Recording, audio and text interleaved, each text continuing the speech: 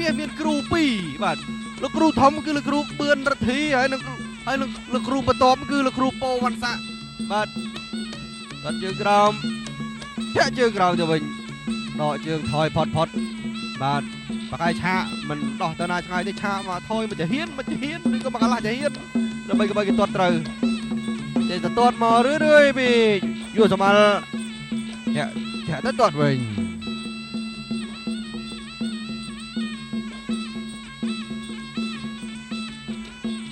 ចលោលើឆាយមាសដឹងហើយដឹងតែយួរសម្អាលចង់ទាត់ជើងទៅដល់អញ្ចឹងគេថយឲ្យឆ្ងាយបន្តិច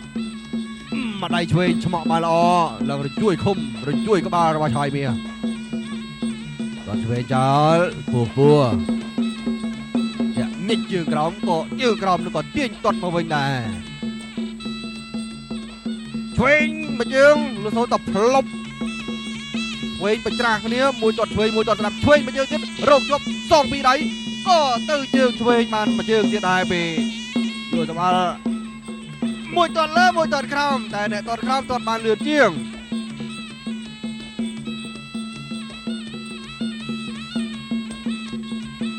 ចលោថយទឹក5នេះអ្នកទាំងពីរដូចជាដកឃ្លាបន្តិចដល់ពាក់កណ្ដាលផ្លូវក្នុងទឹកដាច់ព្រាត់នេះហើយ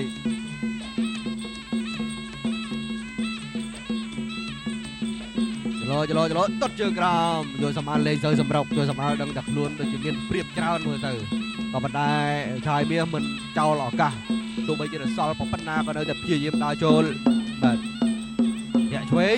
អលាស់មកជើងទៅភ្លាវខ្លួនឯងឆាយមាសបែគុំ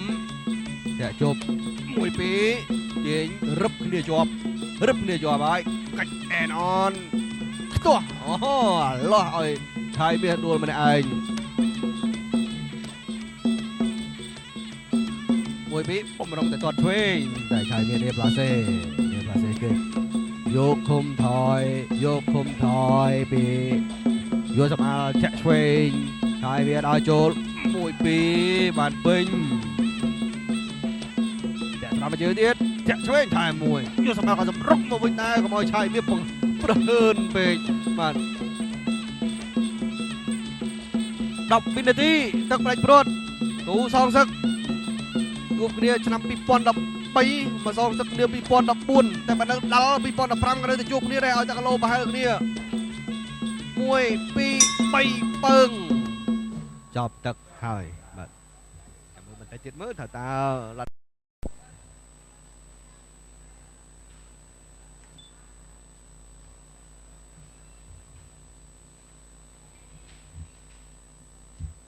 បានក្រដាស់បន្ទុកបានទៅដល់ដៃរបស់